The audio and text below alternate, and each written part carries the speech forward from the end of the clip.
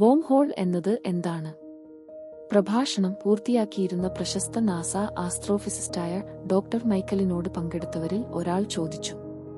അതിന് പിന്നാലെ black ഹോളുകളെക്കുറിച്ച്, time ട്രാവലിനെക്കുറിച്ച്, ബ്രഹ്മാണ്ഡത്തിന്റെ ആകൃതിയെക്കുറിച്ച് ചോദ്യങ്ങൾ നിറഞ്ഞൊഴുകി.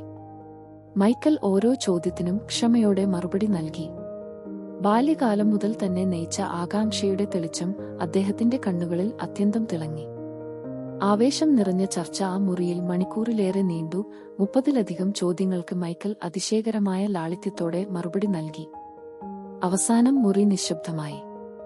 മൈക്കൽ പുഞ്ചിരിച്ച് ചുറ്റും നോക്കി ചോദിച്ചു, ഇനി മറ്റാർക്കെങ്കിലും ചോദ്യങ്ങളുണ്ടോ? അദ്ദേഹം പ്രഭാഷണം അവസാനിപ്പിക്കാൻ പോകുമ്പോൾ പിൻവശത്ത് നിന്ന് ഒരു ചെറുകൈ ഉയർന്നു.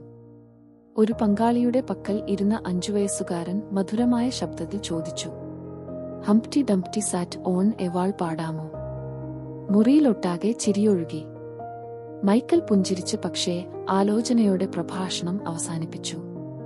ആ രാത്രിയിൽ തന്റെ താമസസ്ഥലത്ത് ഒറ്റയ്ക്ക് അദ്ദേഹം നഴ്സറി റൈമുകൾ ഡൗൺലോഡ് ചെയ്ത് നിശബ്ദമായി പഠിക്കാൻ തുടങ്ങി.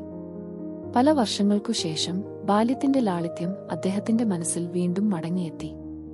പാഠം: ഉയർന്ന വിജ്ഞാനത്തിനായി നാം ശ്രമിക്കുന്നതിനിടെ ബാല്യത്തിൽ നാം പഠിച്ച ലളിതമായ പാഠങ്ങൾ പലപ്പോഴും മറന്നുപോകുന്നു.